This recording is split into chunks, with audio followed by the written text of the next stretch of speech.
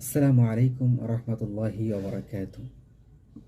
আমি একটি ঘটনা আপনাদের সামনে উপস্থাপন করতে চাচ্ছি যে বান্দাকে আল্লাহ পাক রব্বুল আলামিন কিভাবে রিজেক দান করেন।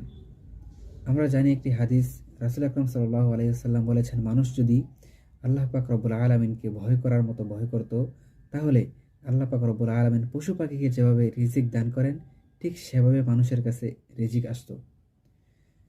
সেই ঘটনাটি হচ্ছে, তখন স্বামী ঘরের ভিতরে ঢুকে স্ত্রীকে জিজ্ঞাসা করলেন এবং তার সন্তানদেরকে ঘুমন্ত অবস্থায় পেলেন এবং জিজ্ঞাসা করলেন তারা কি নামাজ পড়েছে। তখন তার স্ত্রী বলল, না, নামাজ পড়েনি, ক্ষুধা তৃষ্ণায় আর্তনাদ করতে করতে তারা ঘুমিয়ে গিয়েছে। তখন স্বামী বললেন, তাদেরকে জাগাও এবং নামাজ পড়তে বলো।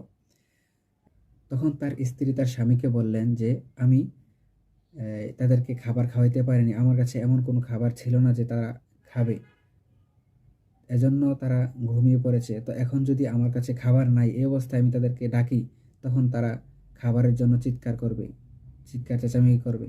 তখন স্বামী বললেন, আল্লাহ পাক রব্বুল আলামিন রিজিক দেবেন। আল্লাহ পাক রব্বুল আলামিন আমাকে আদেশ করেছেন যে আমার সন্তান সন্ততি যারা আছে তাদেরকে আমি নামাজ পড়াতে, তার গোলামি করাতে।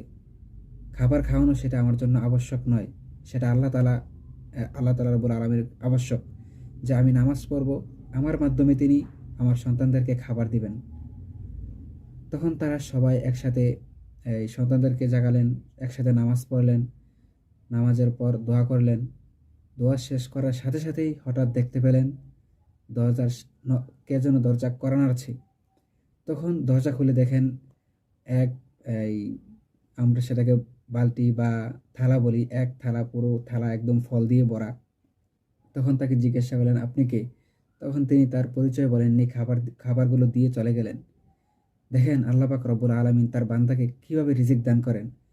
ঠিক আমরা যে আল্লাহ পাক রব্বুল আলামিনকে এভাবেই ভয় করতাম, আল্লাহ পাক রব্বুল আলামিনের এই পুঙ্খানুপুঙ্খানু সেই আদেশগুলো মেনে চলতাম, আল্লাহ পাক রব্বুল আলামিন হয়তো ঠিক সেভাবেই আমাদেরকে রিজিক দান করতেন।